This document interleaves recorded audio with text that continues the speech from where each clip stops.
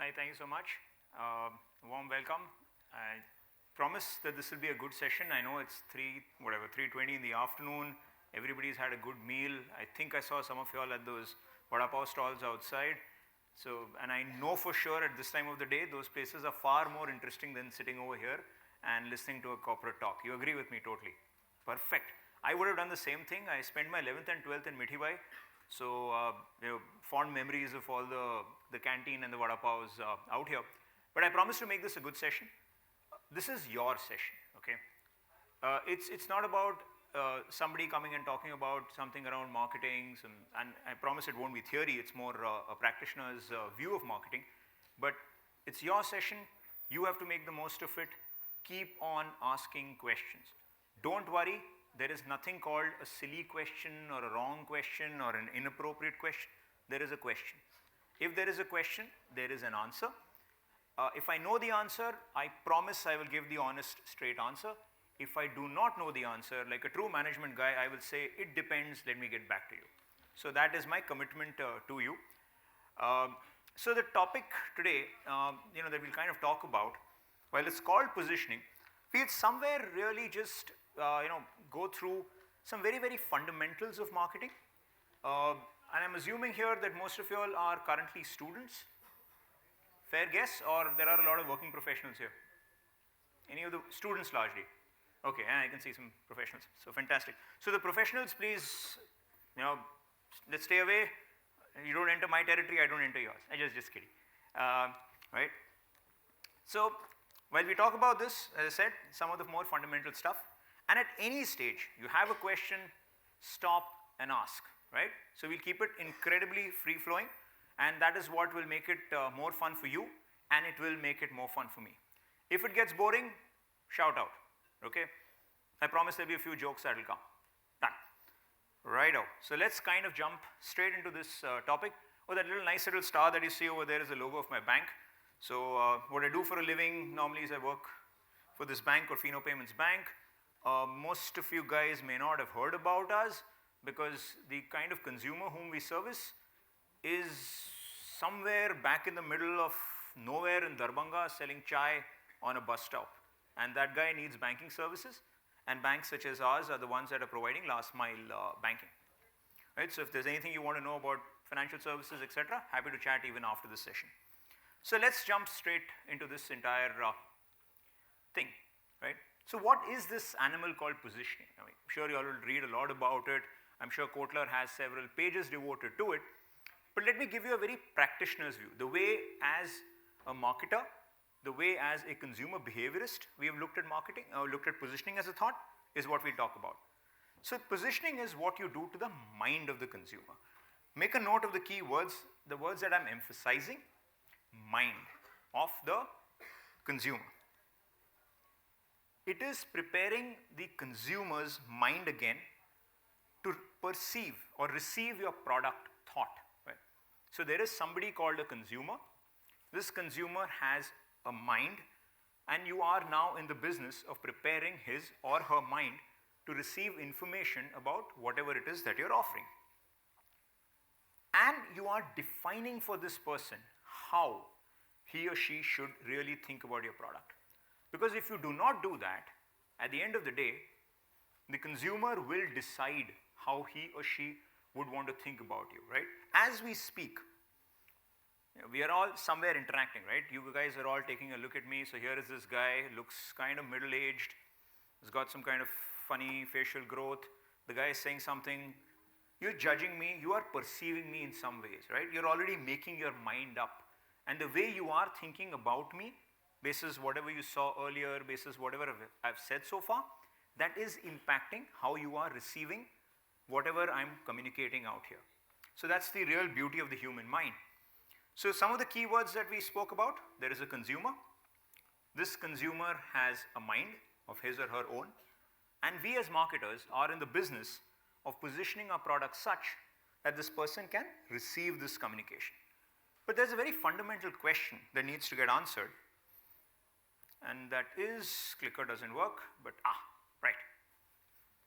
Who or what is this animal called a consumer? Anybody wants to take a guess?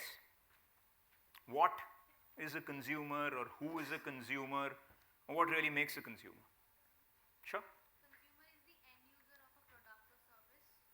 Fair enough. Consumer is the end user of a product or service. Any other shots at the answer? And believe me, there are no right and no, I mean, every answer is a right answer. So there are no wrong answers. So you are, I would say, partly correct. Any more? Who or what is a consumer?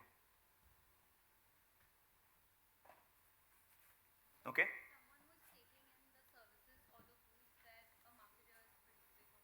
So somebody who's taking in. So do you mean again consuming it or using it as she said? Okay, so somebody again who is using your product or services. Fantastic. Anybody else wants to take a shot? Yep. Sir, anybody who has a use for our product or services or which we influence as a company. Fantastic. So again, somebody who's consuming. There was a hand there. Sir, there may be potential customers also there who are not using the services at the moment, but they can be the potential. There are potential people who don't use you right now, but could use you at some point in time. Fantastic. Incredible. Yeah, go on. Consumers are loyal users of the product. Loyal users of the product. Fair enough. I'm actually quite surprised. I'm in Villeparle, heart of Gujuland, and nobody has still said people who pay for the product. Sorry, those are? Achha, those are customers. Okay, so customers are people who pay. Consumers don't. So you consume the iPad your father gets, but your father is the customer. Perfect. Good one. Okay. But okay, guys, no offense meant to, Villeparle or anything of that sort. I've grown up around here. I studied about, I think about 800 meters from here and did my undergrad 2 years at least, 11th and 12th just across the road. So I really like this place. And not just for the vada paos out there, but genuinely like the place. So no offense meant. Right, so there's some, look at, the interesting answers we had, right? Somebody who consumes the product, somebody who is, possibly going to consume and stuff like that, or there is a customer and then there is a consumer, so interesting stuff. Let's look at something about a consumer. This is really, from what a practitioner's sense, we would often define a consumer as he, or she, whether matter she, who makes the tipping decision about the purchase of a product or service is a consumer. And the consumer is not always intuitive in that sense. Let me show you with a little example. Right? So folks out here who are married may associate with this real life situation in a lot of ways, but in a lot of ways is, parent-kid situation also these are very, very true, right? So husband and wife are out to buy a refrigerator. They go through a feature list, they argue back and forth. They do keep cost in mind, right? At the end of the day, we Indians are, I won't say cost sensitive, we are more value sensitive than anybody else. We narrow down to various models and brands. Typical behavior in this case is that the male is the one who's looking at the LEED rating, compressor power and stuff like that. And finally, they choose blue, matches the curtain or the wall or the sofa or something like that, right? Whoever took that final decision, let's not be sexist as to who took it, is actually the consumer. Now start playing in your mind the various advertisements that you see, right? And that's exactly whom they're targeting, right? Very often refrigerator companies target kids, spouses. Why? Because the person who's tipping that decision in the favor of a particular brand is really, really the end consumer. Agree, disagree, you think I'm faking? Thank you so much. Good. Don't just say agree because I'm on this side of the dais, okay? It's perfectly okay to disagree and argue because that's what this session is all about. Believe me, the more we get into a discussion and interaction, I for one will walk away with far more experience and richer for the information, for sure, and I'm sure you would do the same. Right? Let's look at one more example from a very different category. Gold loans, okay? So typically financial services is amongst, hand on heart, I've a career BFSI guy, probably amongst the most boring of marketing categories anywhere in the world. The only other category that comes close is dentistry products, okay? So we come from a highly regulated environment and a very, very strange consumer behavior kind of environment. But this is, again, a real life situation. So husband needs money to grow a business. This guy runs a seasonal business, right? So umbrellas before rains, fafa jalebi before Dashera, crackers before Diwali, etc., and needs money quickly. So typically, you tend to take a gold loan in this kind of a situation. The modus operandi is very simple. You have gold, you give it to a gold loan company. The gold company gives you money, you pay it back, you get your gold back. Plain simple, right? I mean, in some form or the other, lending is probably the world's second or third oldest profession. So it's been there with this kind of a concept forever. He checks out 2, 3 financiers, but when they, when the family is deciding, the wife says, hey, listen, hold on. I know the local jeweler, okay, so whatever, Zaveri or, whatever the guy's name is, Sony Jewelers, typically, will be one shop close to your house, and I can get you the best deal over there because I trust that guy. Why are you going to this so-called organized finance company which has anonymous, it has a large board over there, God alone knows who they are or what is it that they do. Now she's the real consumer because she's tipped the decision. Now in a product where it was not intuitive as to who the consumer would be, because one would assume that the person who's handling the finances in the family is the one taking the decision. Probably no. She is the one who's tipped the decision in his or her favor, and which is why, again, very, very interestingly, a lot of gold loan companies target women for 2 reasons. One, obviously the influence. Secondly, I guess it's fairly obvious, right? It's her jewelry. So at the end of the day, the lady has to feel incredibly safe that the jewelry that is going out and against which money is coming in is going to be safely kept, because there's emotion associated with the jewelry, right? So again, an interesting example as to who the consumer really is. That's the person who's tipping the decision or taking the decision in that sense. Let's look at a few other ones. Paint. Who do you think is the consumer for paint? That's a good one. Actually, that is how, okay, anyone from Asian Paints or that kind of a background here? No? Okay, so interestingly, Asian Paints always had the theory.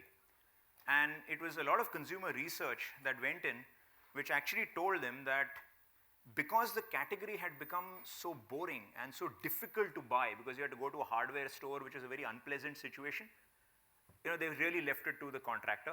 In a typical urban house where we tend to buy a ready-made house, yep, it's the builder or the contractor who's decided. But in real life, if you were building your own house or painting your own house, who would the real consumer be? Household is the consumer. I mean, obviously, but within the household, who decides whether you're going to put what paint?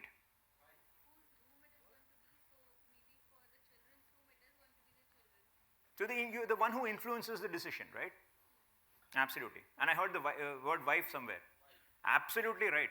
Remember, in most things which are attractive, good, that make life really nice and worth living, it is the wife who decides, right? And nowadays it is both husband and wife, both who pay. Cement. Who would decide? Whom are the ads typically targeted to in a typical cement ad? How many cement ads do you all remember? Ambuja Cement, perfect. The interesting story about Ambuja Cement is that when the phrase was coined, Virat Compressive Strength ka Ambuja Cement, man, and I know the person who helped coin the phrase because that was my partner in Ormax. And he told me the story so often that people really, for the life of them, don't understand what it really meant. As a civil engineer, many of us know what it really means. I mean, we really understand concrete in that sense. But for a simple consumer, it was just that this is something which is very strong end of the story, right? And today, Ultratech has done a fantastic job of simply saying, what does Ultratech say? Anyone remembers the Ultratech ad? They say something. Engineer's choice, right? So kind of just take ambiguity out of it and just tell the consumer how to think. And that's example of great positioning, because what Ultratech has done is that they just told you how to think of this cement. Forget M20, M50, strength, bulk compounds, everything that goes into cement, forget it. Don't worry. This is the engineer's choice, and let's assume that the engineer really knows what he or she is doing. Medicine. Who do you think is the consumer in medicine? Who buys medicine in a family? Doctor buys medicine in the family. Wow. Caregiver. Fair. Again, you're right. Again, as I said, right, a lot of these are very open to interpretations, but typically it's the male member of the house who tends to be the medicine buyer, which is why a lot of the typically more medicines are targeted towards them. Of course, except for the ones which are vapor rubs of the world and those kind of products which are very, very targeted at motherhood. Men's shirts? Any answers? Absolutely. I don't think any guy, once he or she gets married, or rather he gets married, really ever goes and buys a shirt, right? Which is why some of us wear our brand shirts. It's easier. So interestingly, right, the consumer is not very evident. The consumer is someone who's tipping a decision, and sometimes even motivation is not very evident. And let me show you an actual example. Something that everyone will relate to, right? I mean, children love McDonald's. Question is why? So let's start looking at what are the motivations in liking McDonald's. Why I'm digressing a little from my core topic is that slowly all these points will kind of merge at some point, and a thought will emerge around positioning, and I'll give you a framework on how brands position themselves. So why do kids like McDonald's, right? So let's look at a simple life of a kid. There are many popular beliefs, right? Happy Meal, toy. Some people believe that children are born liking McDonald's. I don't know. Maybe it's trained behavior. Let's see some stuff. Let's step back a moment. What do kids really, really want? And this is something that kids crave for. And what's very interesting is when you see all these points that I've highlighted, in a lot of our buying behavior, we actually crave for these kind of things. Control, ease of access, ease of handling, ease of choice. In so many product categories, right? And with financial services, it's more evident than anywhere else. You love to work with brands where you have a little more sense of control of what you do. You hate brands which keep interfering. You hate brands that make it very difficult to access a product. So today if you buy even a technology product, if it's difficult to repair, for example, there is lesser access to servicing, you hate it. Any product which is cumbersome to handle, you hate it, right? Any product where there is a plethora of choice beyond a point, consumers don't buy. Right? It's called anomaly of choice. Baskin Robbins, how many flavors? 31? 80% sale happens for one flavor. Which one? No, I heard the right answer coming somewhere. No. Vanilla.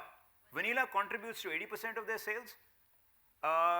Of whatever is left, so that balance 20, almost 90% of that comes from one other flavor. Which one?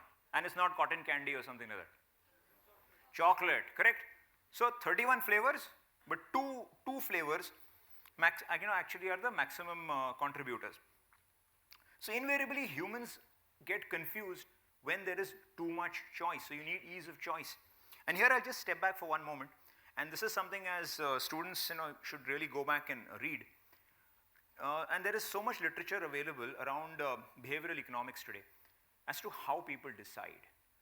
Consumers do not take rational decisions. It is very, very difficult for a person to get into great details and decide what is it that they want to buy, how will they decide. Nobody comes up with an Excel sheet. These are all the attributes. This is my weightage to the attribute, and hence I will buy this. Doesn't happen in real life. Everybody has something which are called shortcuts. Right? They're called biases or heuristics. And typically the heuristics are, how easily can I think of you? Do I have a past experience about you? And do you make me feel a little uncertain or ambiguous about meeting you or working with you or using you? So these are the kind of quick tools that consumers have to buy. And that's very, very true in the case of a child. It's true in the case of an adult. It's true in the case of an elderly person, practically everybody. Because human beings are not rational. So let's look at what happens with children, right? Sorry, back. So kids are always spoken down to. They need adults' help to offer. Access is very difficult. Menus are complicated. But when it comes to a MACD, very easy, right? Control. The kid can order it. There's ease of access. All McDonald's anywhere in the world are of the same height. It's a 90 centimeter from the ground height. Now that's incredible. Now these are the kind of things that brands do so that it just starts getting easier for the consumer to keep experiencing them. So again, you'll notice this will all build into these thoughts around positioning. The ease of handling, and the menu is very, very simple. In fact, as an aside from this, there's a very interesting observation. When people want to eat alone, you go for food like this. But when it's a get-together or a gathering, then the preferred food would be something like, what would happen when it's a gathering or celebratory food, everyone wants to come together, share and celebrate. Typically, what will be the kind of foods that will get consumed? Pizza, absolutely. Pizza, biryani, right? The rest is all very, very individual kind of food, and kids, more often than not, crave for that individual food because it is my food. Now, this is just what makes McD so easy for a kid to consume. And then, of course, there is a toy, there is collectible. This food is non-spicy, it's predictable. Predictability is one very important element of marketing. Consumers dig into brands which have a certain sense of predictability.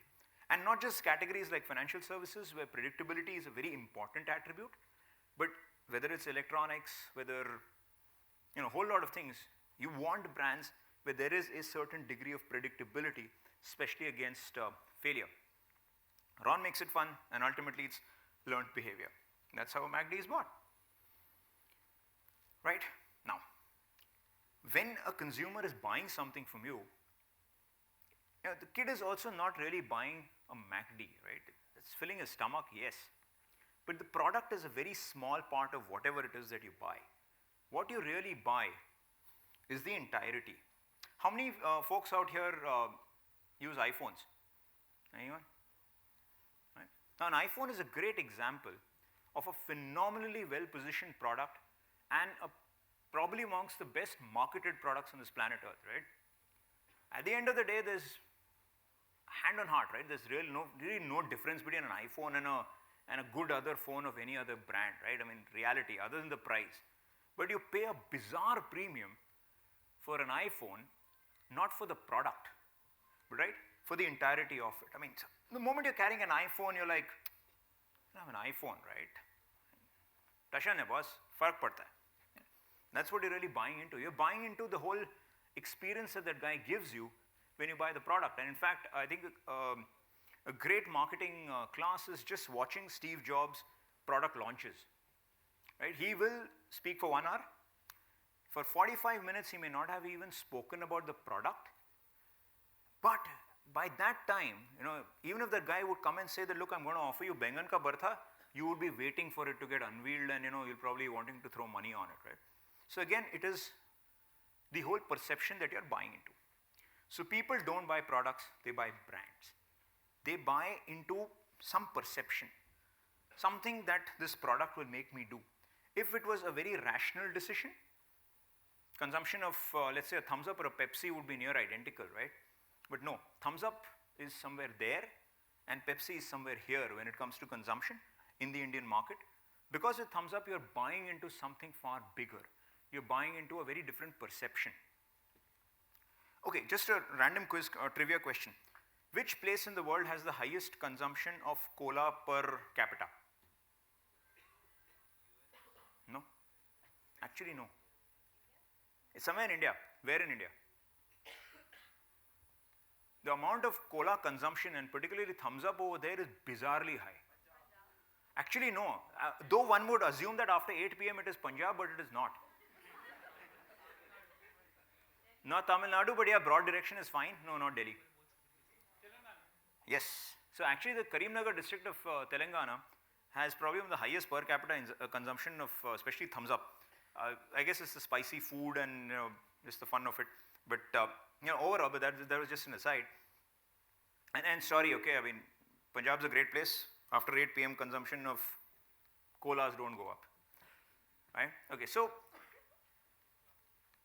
a brand essentially is something very ephemeral. It's just what people buy, and a product is a very, very small part of whatever you buy.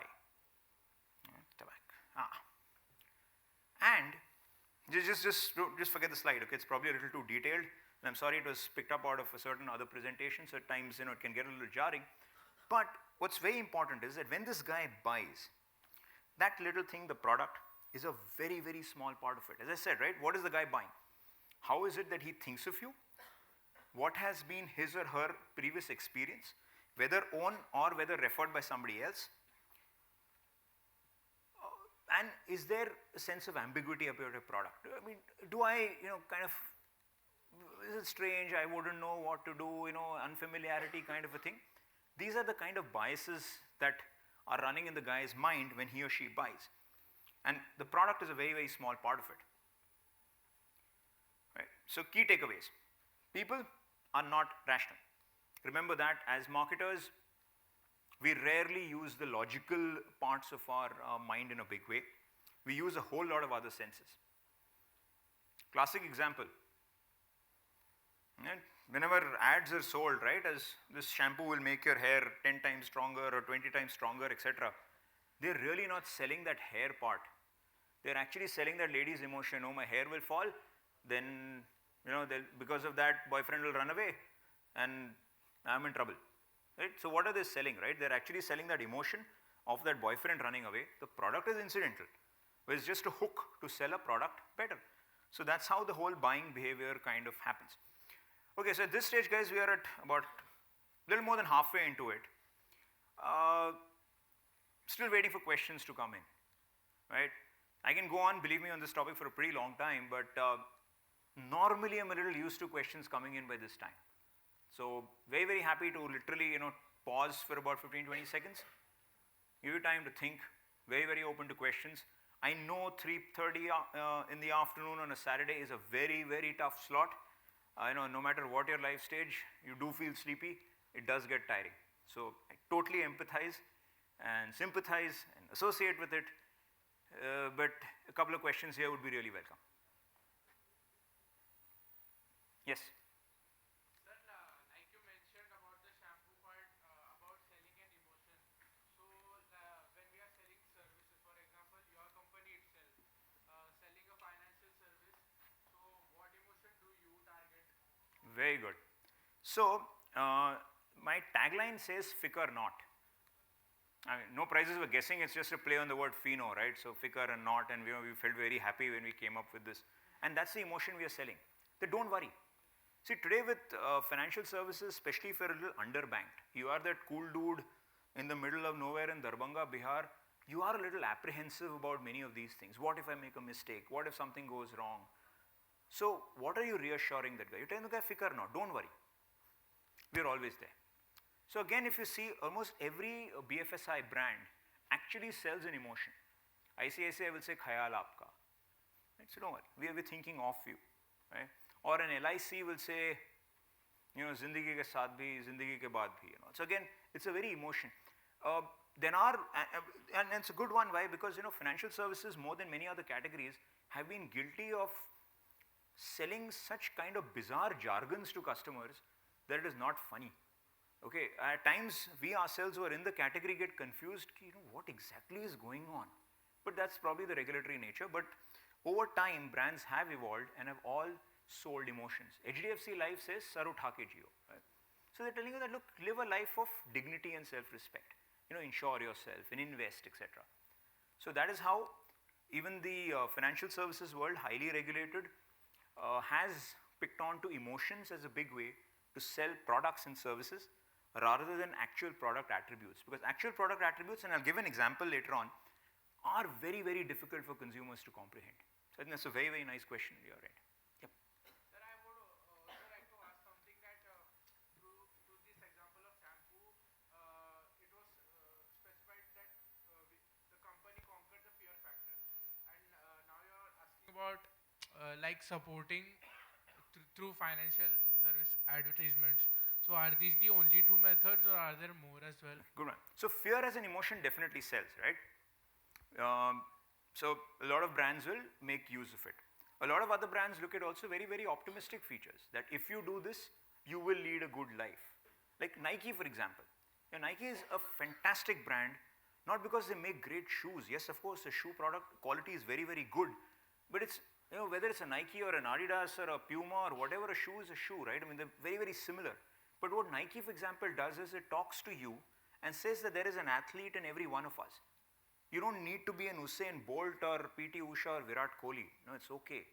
but there is one in every one of us, and you know what?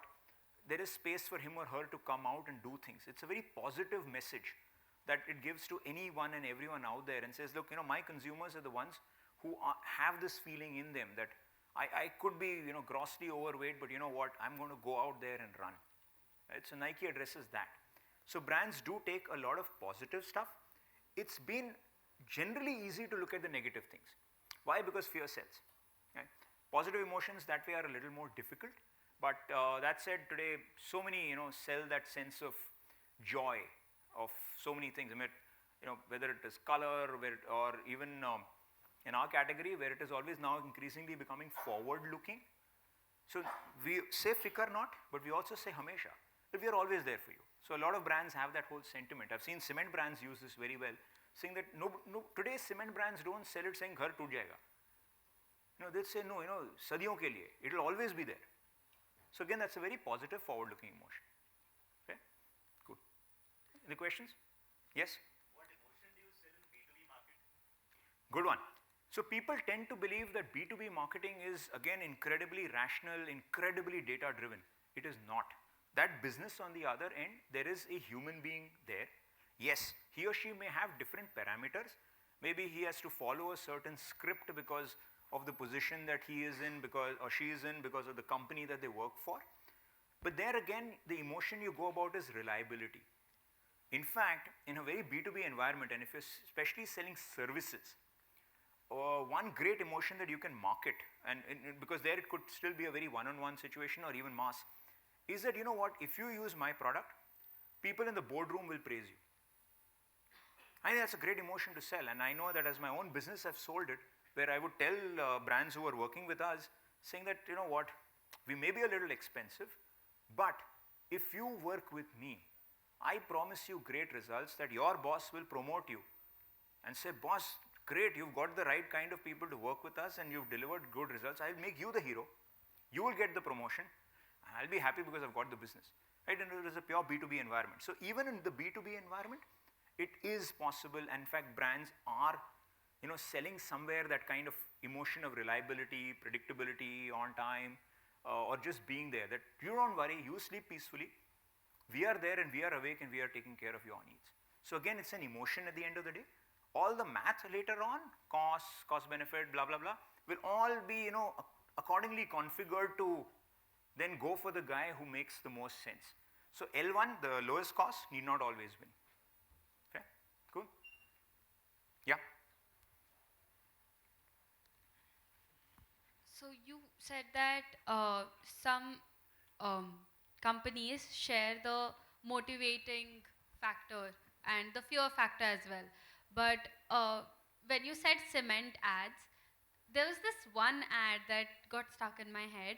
There was this, I don't remember which company was it, but then it was an ad of a house breaking apart. It was cracks, I think, and then it was falling. And then they repainted it or re-cemented it, everything, and then it was like really nice. And it showed that the man, he had grown old. He was like a grandfather of kids, and the house was still there. So isn't it bad that, when you use the fear factor, what if it backfires? Yes, so in fact, in a lot of marketing, that worry always remains at the back of your mind. What if something backfires, right? And that's happened, and in these times, especially when there is a lot of sensitivity, right or wrong, on many emotions, brands are increasingly worried about these things. So we've had instances where, let's say, your brand ambassador is someone who's gone and got stuck in some controversy because of certain statements they make, and then there is a huge backlash on the brand. Right? So that's happened to a bank recently. So these things happen, and as marketers, one has to be very sensitive about these things. That what is it you're saying, the way you're saying it, the context in which you're saying it, because something which may be fairly obvious or funny to a person in the northern part of the country could be taken as an insult in a different part of the country, right? I mean, I'm sure you've always gone through those case studies about, I think Coca-Cola had this challenge when they launched in China or something once upon a time, because the way Coke was written, a Chinese could read it as bite the wax tadpole. Okay, so poor fellows wouldn't buy the product. Or I think General Motors had launched a car which is called Nova. And in America, it was a big hit. Wow, fantastic Nova, but it wouldn't sell in certain Spanish speaking markets because Nova in that language meant it doesn't move, right? So, I mean, who would want to buy a car that says it doesn't move, right? So, again, these are the things that one has to always weigh, which is why the good fun part about this profession is that nothing is 100% right? It's always, there are always shades of gray, far more than 50, but you have to live with that, and then you go about coming up with a decision that at best works in that kind of scenario. You can never optimize. You can never optimize in marketing. I mean, digital, yeah, I mean, they always say that, but you know, kind of gray kind of situation. Yeah, but good question. Any more questions? Yep. So today when we talk about FMCGs and at the end of the day we know that marketing is all about profitability. How will you earn profits? And so I wanted to know what is your opinion on customer retention? I mean, you have positioned your product right, the market, the target market that you set is correct, but then how do you ensure that the customers are retained and they don't shift because it's fast fashion and there are many more competitors coming in the red ocean. You cannot always be a part of the blue ocean. So True. how do you retain the customers and be a part and be relevant in the market? Perfect. So that, I think that's a very good one. And now I know I'm really in Villeparle and you know in that part of the world where people really worry about the money and the profit part of it. So that's the absolute right way to think. The whole purpose of marketing is to make businesses profitable, right? The laziest form of marketing is throwing money, crazy amount of discounts. You can build great top lines, but generally such kind of companies do not have any bottom line worth talking about. So how do you ensure that the consumer keeps coming back to you, right?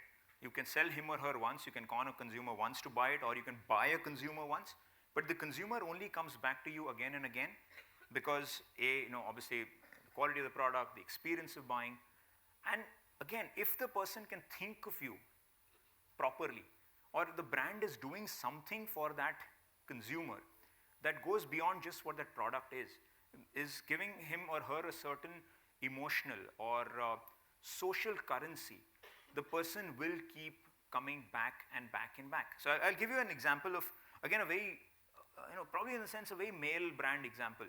Polo, okay, polo shirts, right? The ghoda on that shirt and all. Now, what it does is, it kind of signals to a lot of guys around that, hey, polo ki shirt pehni, we are a part of the same club, so it sort of creates a sense of camaraderie in many ways, which often gets triggered by people hanging out and smoking. So it kind of helps break a barrier and get people together. Because guys generally find it very difficult to start, coming together and chatting. But the moment they see, ghoda, and the guy will see, okay, another horse there, you start coming together. So it is giving you a certain, I wouldn't use the word advantage, but a certain help or a leg up in a social context. So you'd say, hey, it just makes sense to keep buying into that product. So while there will be 20 other shirts which are similar, similar stitch, similar colors, similar fabric, but intuitively you just want to go out and pick that one up because it gives you a certain advantage in a different context. We had done a project, I remember, for a jewelry brand where a lot of women came back saying that the reason I buy this particular brand's jewelry, and I won't name them now, it was a daily wear, the chunky jewelry kind of a thing, said that look, when I buy this, my husband wants to take a selfie with me. I mean, that is as simple as that. So it gave them a certain leg up or a certain benefit which was very emotional. And they would keep buying more and more and more of that product. So that's what good marketers do, that you give the consumer an experience, or you give that person a certain benefit which is non-financial, which is emotional, and that will keep people wanting to come back even if the price is slightly higher. Okay? So we've been talking about Ambuja cement, Virat compressive strength, etc. They are a premium product because people keep coming back for that sentiment of strength. Yeah. So, but when we talk about markets that are niche and they are luxurious, or sometimes when it comes to customizing goods, so that is when it depends on the customers. If their purchasing power is more, that is when they go for such niche markets and customizable goods. But then such customers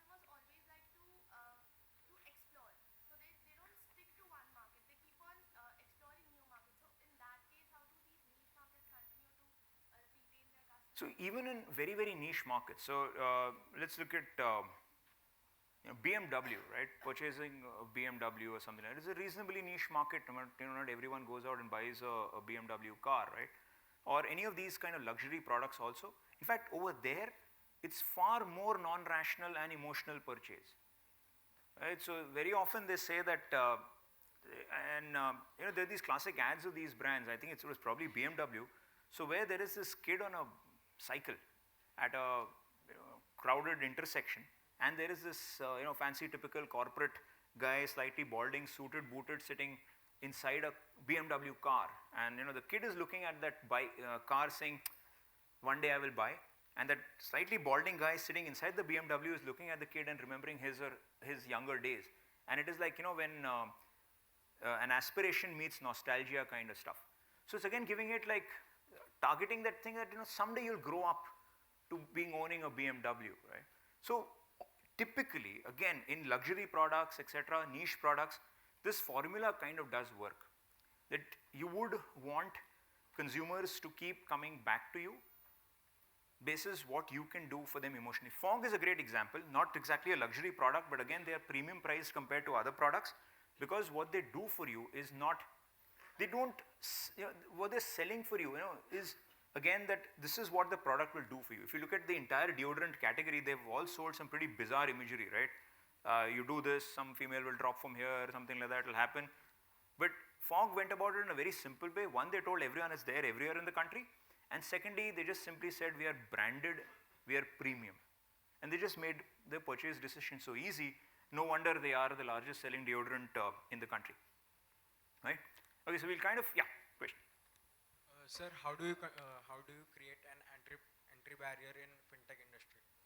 An entry barrier in the fintech industry. Okay. You have any particular industry within the fintech world, anything in mind? Because it's a very broad category. Like, for example, Cred, BharatPay. Okay. In that aspect. So if you look at these categories, honestly, there's no entry barrier, right? I mean, today at the end of the day, all of them are on the UPI rail. It's a product which is available to everyone. But what a BharatPay did fantastically was it created distribution, right? They really went about and actually created this whole category, which I guess now the others have leveraged in a very, very good way. Now they moved to more on the lending and that kind of side. So in products like these where there can be no product differentiation, at the end of the day, what is everyone doing? Scan UPI code, pay, go, right? It's become as simple as that, and there is no product. Trust factors comes in. Trust comes in. But again, what makes you say that PhonePe is more trusted than Google Pay or Paytm is less trusted? I mean, everyone at the end of the day is kind of similar, right? But again, what they have done, some part of it is emotional, because you say Google hai, or PhonePe constantly keeps reminding you they're everywhere. So these guys have done a very good job in the distribution aspect. If it is available, people will use. So that is something that these guys have done very, very well. What the Creds of the world typically now do is, they've started appealing to the slightly older demographic, which is why they play all the Madhuri Dixits and the Govindas, so which is targeting probably my generation. And for a very different generation, it's always reward points, etc. But again, to a point that she made, many of these tactics have not resulted in profit, right? So there is always that debate as to how much is good enough and what has really worked or not. So probably Bajaj Finance is a very good example of the way somebody has marketed well and at the same time has been phenomenally profitable. Fair? That answers your question? Okay. I think there's somebody behind you. So you mentioned that consumers are not rational, right? So what about the marketers? Are they rational when buying stuff? You're a consumer at the end of the day, right? For something or the other. So you will be I hate to use the word, you'll be a sucker for something, but you will again use similar biases and same experiences. And funnily at times, you know what's going on, right? So at times especially when you see some stuff and your family hates you for it, is that you're sitting and deconstructing it, saying, oh, you know what? This is the TG and this is what they're trying to say and this is the positioning and this is what they want me to do, and yeah, great, fantastic, I've gone ahead and done it. So you tend to, it's like a doctor, right? I mean, doctors also tend to fall ill and they also take medicines and they are cranky patients. So in the same way, marketers also are equally non-rational when it comes to decision making on products they consume. In fact, even at times on campaigns, one tends to be, can go a little non-rational because you want to go with a certain gut feeling basis, again, your experience, training, what you have seen in the past, especially in data dark environments. So even in many of these decision makings, you do tend to be a little non-rational. So you'd say that it's just as easy to sell to marketers as the normal consumer? Yes, absolutely. Only difference is, I told you, the marketer is sitting and trying to use his buddhi or her buddhi saying, this, that and all, but at the end of the day, I guess, it will be just, your buying behavior is not going to be significantly different from a regular consumer. It will be very similar. You will use your own heuristics or your own logics to buy, for which rationality will be I'm not saying that everything is totally non-rational. No, there is a certain element of rationality, but the non-rational element tends to be a little more overpowering and can swing things far better than anything that is fundamentally very rational, including stock markets, etc. In fact, stock markets, which you would believe is number driven, etc., is probably one of the largest exercise in non-rationality anywhere in the world. Fair? Cool. I think that was great. I think really enjoyed those questions. So yeah. So as you mentioned just about how brands sell emotions throughout their marketing campaigns. But apart from that, any other strategies that have been used or can be used when they position their product in the market? Okay, so your question is, other than selling emotions, what are the other strategies to position the product in the market? I'll come to that when I'll talk through the positioning framework that typically as a practitioner we've used and I've seen a lot of folks use, and probably that will address the question better at that stage. Yeah. So we'll kind of get a chug on. Sir? Yeah. Yeah, can I ask my question? Yeah, please, sure. Yeah, so I had a question, not exactly related to positioning, but somewhat connected with respect to brand loyalty. If you look at certain categories, say the airline industry, I would believe, and primarily in the low fare airway industry, like, do you think that the whole concept of having brand loyalty programs in place is still relevant, since you're not necessarily bound to stick to a particular brand, given that your priorities with respect to that category will vary more on the value offering itself? So do you think brand loyalty is still relevant in that context? And why I mention that is because in a certain context like a iPhone, that is still bound to be that plays on the human key motivation. So that's there.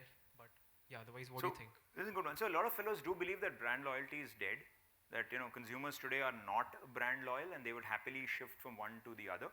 And the reason that belief has really gained currency is that if you don't give the consumer a strong enough reason to stay, the consumer will shift. Now, to a point on the airline business, I'll give an example which is a little dated and probably in today's context may not hold, but was definitely the case maybe 15 years from now, 15 years ago. Indigo as an airline, when it came into being, was up against the Jets and the Kingfishers of the world.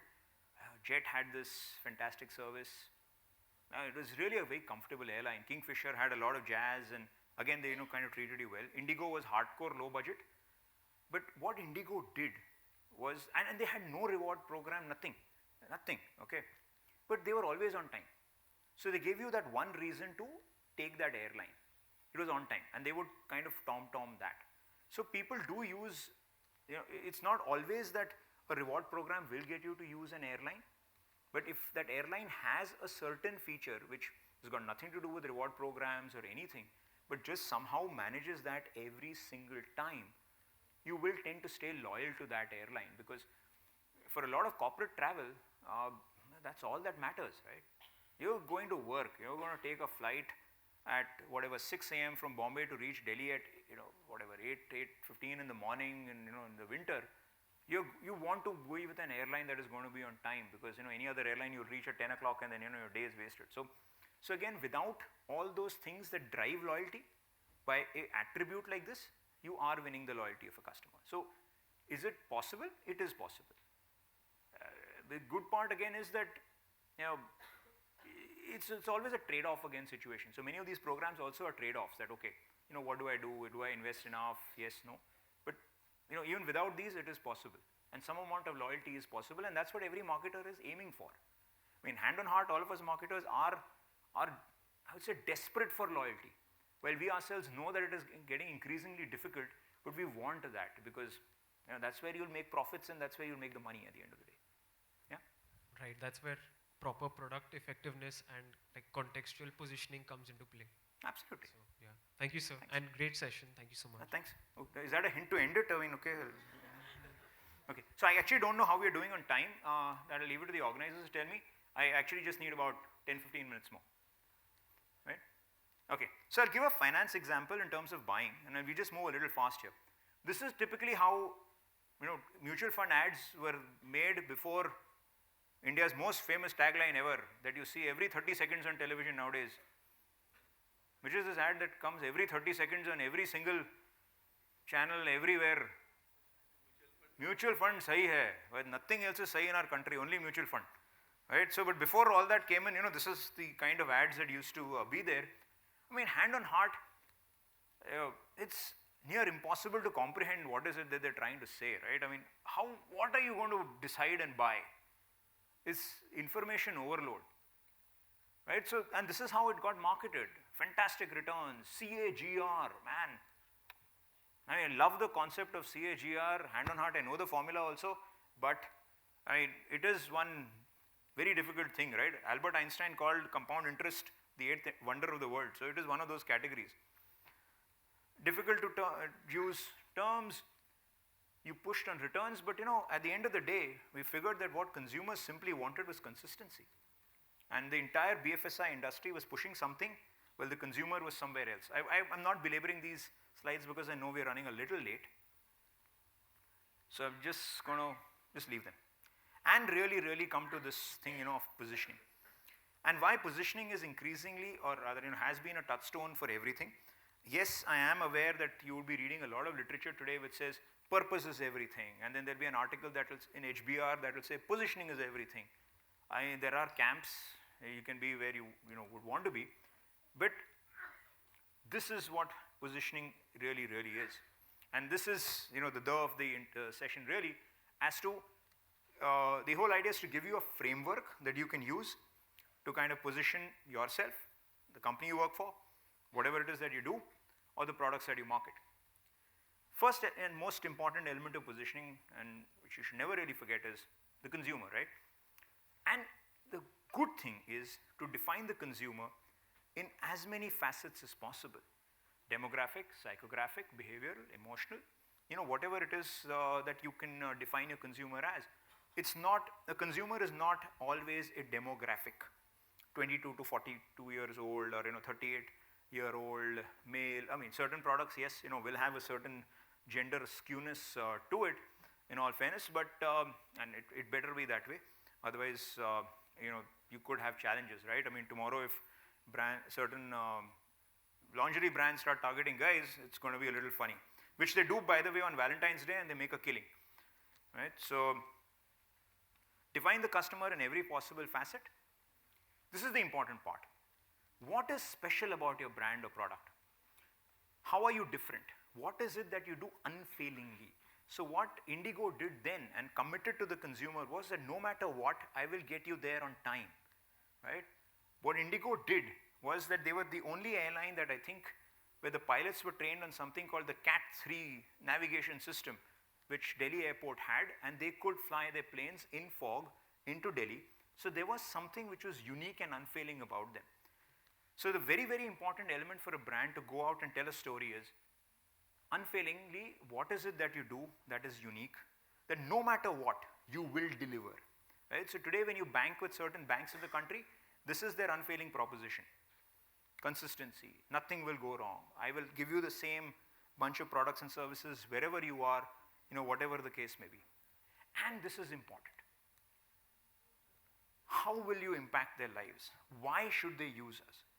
Answering these three questions really helps you come about how you would want to position your brand, right?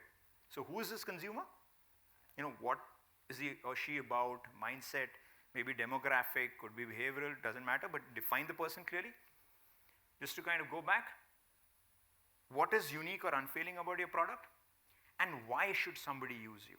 Yes, when these answers to these three questions come together, you are in a lot of ways able to position your product, because then you've given the consumer, as I said right in the beginning, right?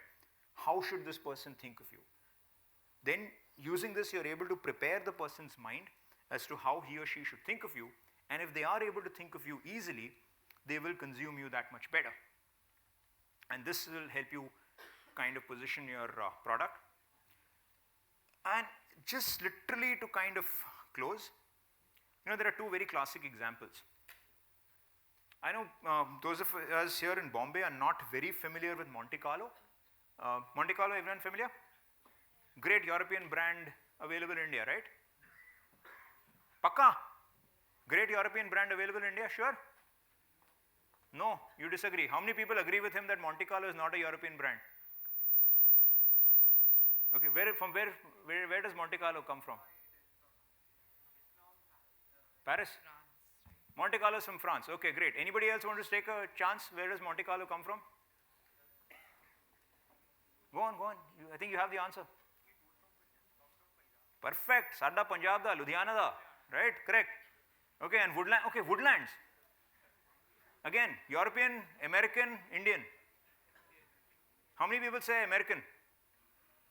Nobody. Okay, now you've kind of figured this thing that is unlikely to be a.